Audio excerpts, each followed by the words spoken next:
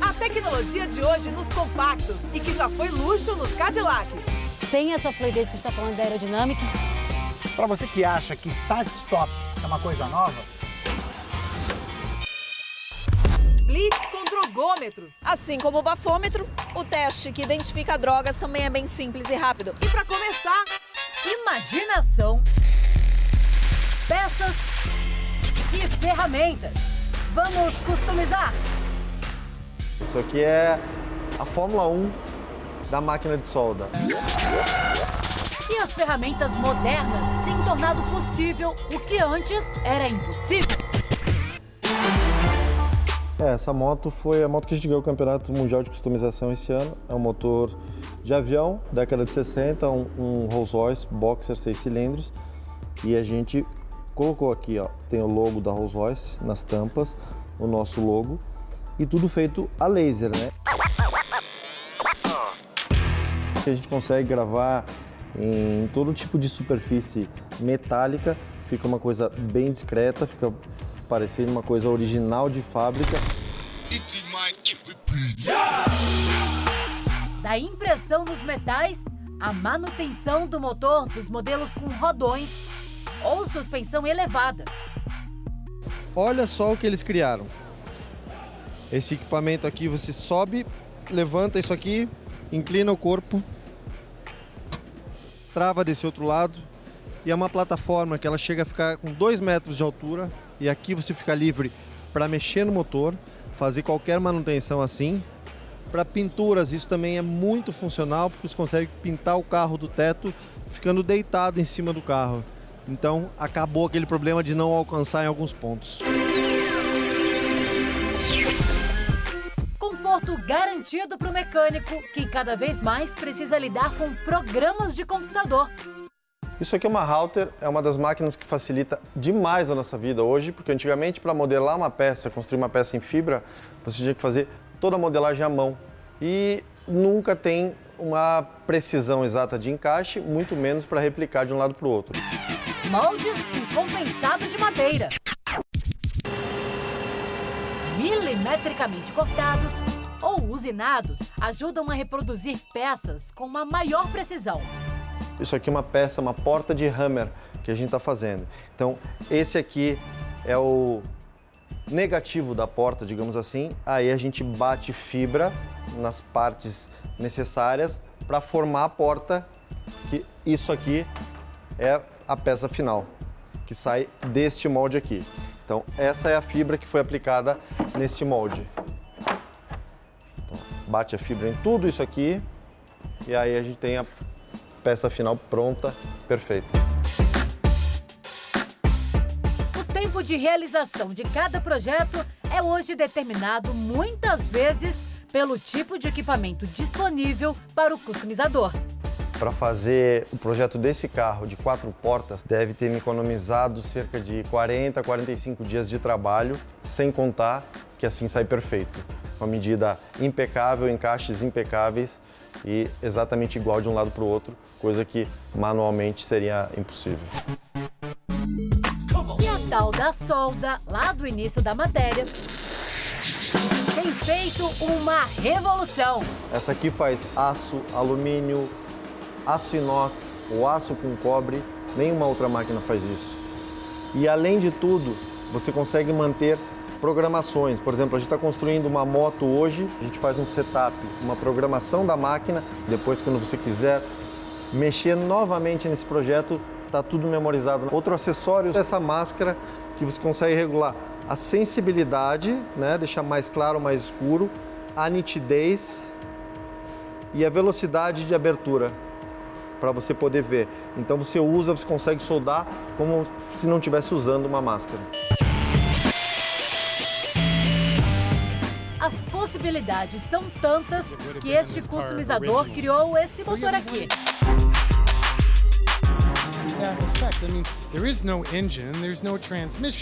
Bom, ele falou que a ideia era exatamente essa, parecer um grande V8. Ele produziu várias peças, né, usinou várias peças em alumínio e deixou algumas polidas, outras não, para parecer realmente um motor V8, um big block, eu diria, um V8 antigo.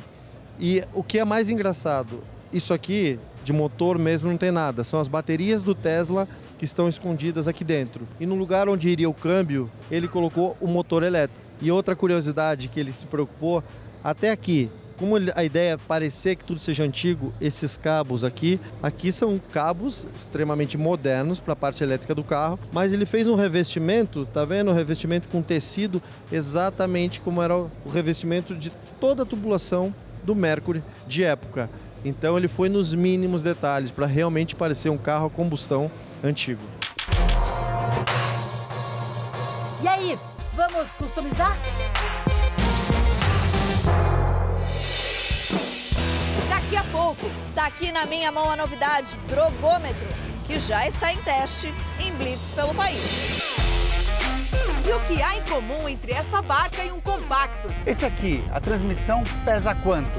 200 quilos. 200 quilos, enquanto uma transmissão do Onix pesa 70 quilos. 70 quilos.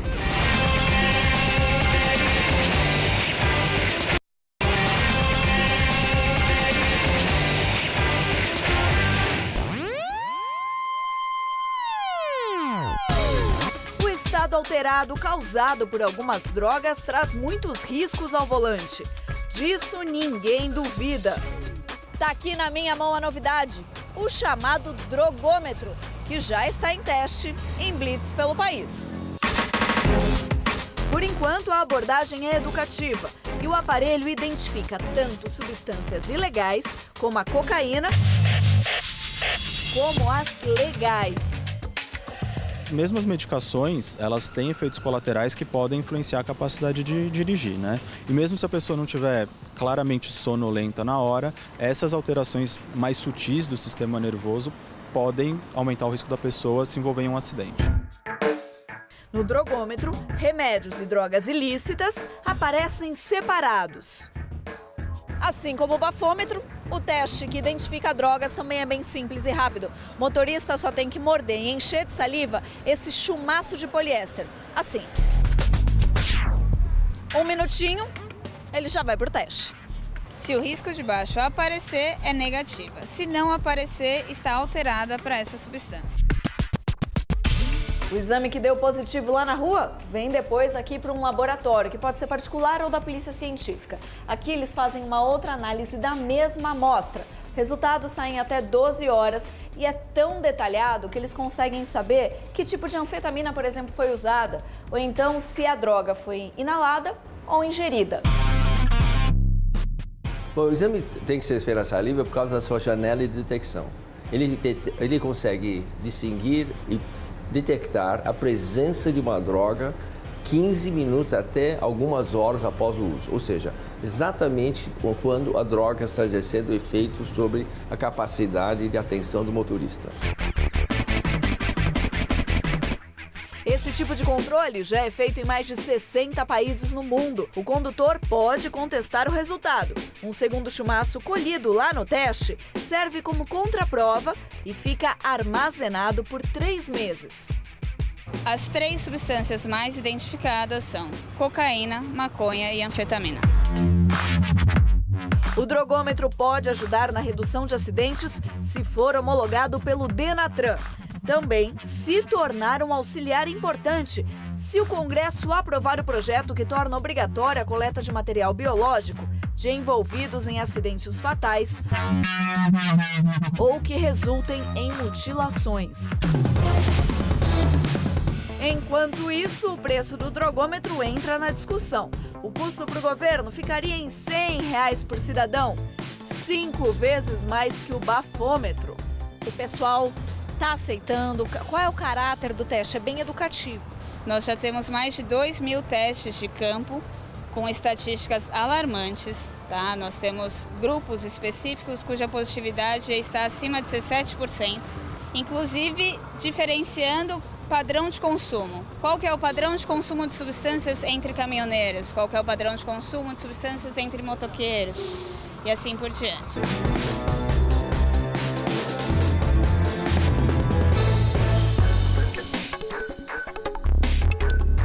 Sabe quando exagero pode significar luxo? 1, 2, 3, 4. 5, 6 e alguns dedinhos. 6 e alguns dedinhos, praticamente 6 metros de comprimento, que é o tamanho desse carro. Olha só a diferença para um carro compacto atual. Você está falando 3,9 metros de comprimento, 4 né? metros. Quase 4 metros. No peso, a diferença é bem grande também. Esse carro ele faz 11,6 na gasolina. Ele é um motor flex. Quanto pesa o motor de um Onix? Ele está falando aproximadamente de uns 75 quilos. 75 quilos. Quanto pesa o motor de um Cadillac? Ele está falando cerca de 400 quilos. Você sabe quanto faz aquele motor? 3. 3 com litro. Agora, o mais interessante é ver como as tecnologias atuais já estavam nessas barcas. Para você que acha que start-stop é uma coisa nova, em 46, a partir daqui já era no botão. Vamos lá, drive e vamos embora. O César e o Demétrio vão dar uma voltinha. Mas é bom saber um pouco do Cadillac, um ícone na história do automóvel. Esses dois vermelhões são de períodos diferentes. Esse é pós-guerra e já vinha com câmbio automático. Carro de 1946, primeiro carro pós-guerra, e olhando aqui, Gula, a gente já consegue perceber bem o design, que é diferente década de 20, 30, né? Os paralamas eram mais afastados e aqui começa a ficar mais próximo do carro. Começaram a ficar mais compactos. Apesar que esses paralamas, tanto os dianteiros quanto os traseiros, são aparafusados no corpo do carro. Eles são, tirando os parafusos, você consegue sacar os paralamas fora. Esse para-choque também tem história. Sim, como esse foi o primeiro carro de pós-guerra e havia muita falta de material, aço, que é o caso, provisoriamente a Cadillac colocava um para-choque, era uma prancha de madeira da largura do carro, tanto na frente quanto atrás, para posteriormente fornecer esse mesmo para-choque que nós estamos vendo agora. Agora, essa frente também é mais robusta, né? É o típico designer da década de 40. Essa daqui é a trava do capô. Você levantando e subindo o capô, ela está destravada e agora aqui ela trava. Os rapazes estão se divertindo. Agora, num Cadillac 1959 com direção hidráulica. Você não tinha o conforto aí do banco elétrico? Muito. Esse aqui, a transmissão pesa quanto? 200 quilos. 200 quilos, enquanto uma transmissão do Onix pesa 70 quilos. 70 quilos. Lá nós temos 6 velocidades, não é isso? 6 velocidades e Contra aqui 3 velocidades. 3 velocidades. No 46? No 46 a gente tem 2 velocidades com overdrive. Tá, e o que é isso? O overdrive ele multiplica a marcha e torna ela um pouquinho mais longa. Ou seja, primeira longa, segunda longa. Isso. Aí é relíquia! É nóis! É isso! E esse sucesso, esse carro faz, né? Faz sucesso. Sempre Até fez. hoje, né? Até hoje. Então, um pouco mais de história, até porque essas relíquias merecem. Gula, já chama atenção esse vidro panorâmico aqui, né?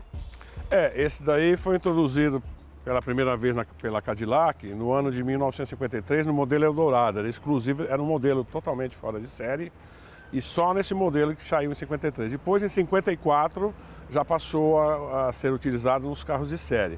Isso já era o princípio da preocupação com a aerodinâmica dos carros. Até porque aqui a gente percebe que o capô, ele baixa, né? Bem diferente do anterior, mas aqui na frente, um mundo de detalhes. E sim, os designers dessa época, das décadas de 50, 60 já começaram a diminuir, mas em 50 eles não faziam economia de aço e cromado. Agora, essa grade também é bem interessante, né? Tem essa fluidez que a gente está falando da aerodinâmica e a sensação em que o ar entra aqui e sai lá atrás, porque o detalhe é impressionante. Esse daqui, a grade, faz parte de um conjunto todo do carro que, na 59, 58, 59, é o início da corrida espacial. Então, você pode ver que as lanternas traseiras remetem a um foguete. Exatamente. Inclusive, parte da turbina parece estar aqui na frente, né? Exato. Um foguetinho aqui atrás. A saída da turbina, exatamente. Muito legal. Tudo cromado. E nem vem confundir com rabo de peixe, hein?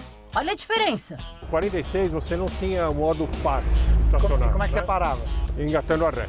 Você estacionava o carro e engatava a ré. E você imobilizava. Para ele não ir para frente. Exatamente.